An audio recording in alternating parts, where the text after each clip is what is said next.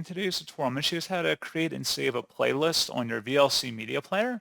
So this should hopefully be a pretty straightforward process, guys. And without further ado, let's go ahead and jump straight into it.